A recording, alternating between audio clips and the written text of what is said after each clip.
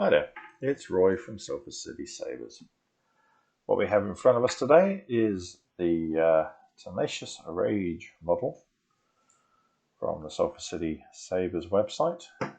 So this is not an operation video, this is just an overview of the design and something to allow us to make a few comments just regarding the design elements.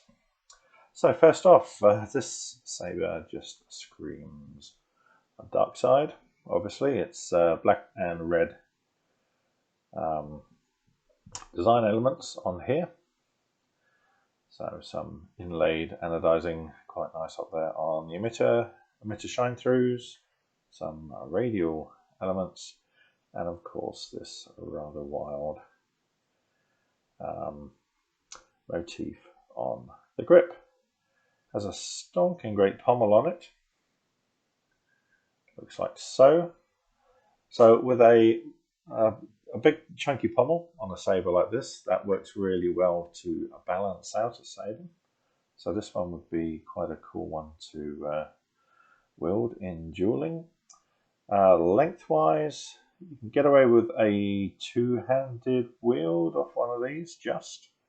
The fact that the top emitter is kind of milled out means you're going to be holding the windowed sections.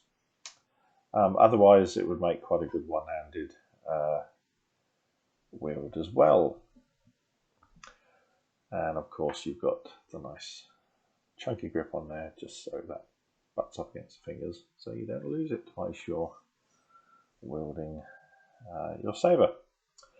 So yeah, quite a cool design. So it comes with a hole for a cover tech, which is not included with this particular design.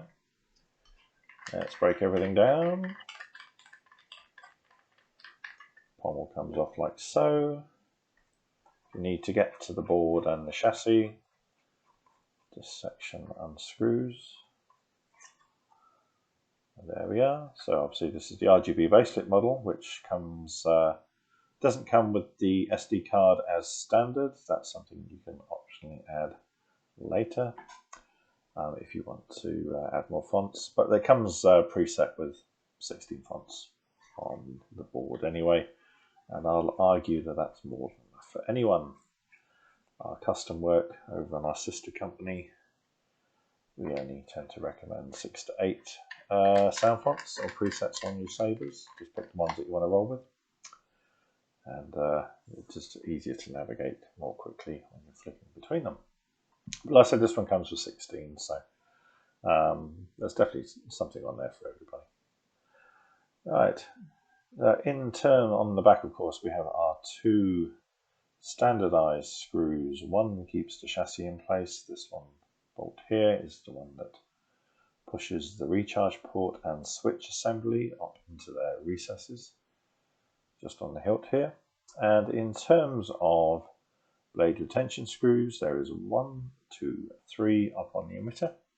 Using a heavy grade blade, probably get away with just using one of those, but the extra retention screws are handy if you're want to fit a mid-grade. Mid-grades have thinner balls, so they tend to be a bit more flexy or a bit more squirmy under one single retention screw.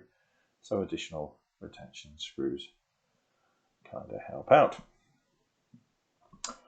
So there we go. Overall, a rather pleasant Sithy design. I know there's a lot of Sith in New Zealand because they keep declaring themselves as such. And yeah, I think you're going to be quite happy if you were to pick up one of these. Like I said, for dueling, cosplay, or otherwise. Dueling, of course, you'd want the RGB bracelet model. For if you want something a bit fancier with blade effects and pixel effects, you can obviously look at the other pixel options. So there we go. As always, any questions, feel free to fire them through, and we'll do our best to answer them. And happy sabering. Bye-bye.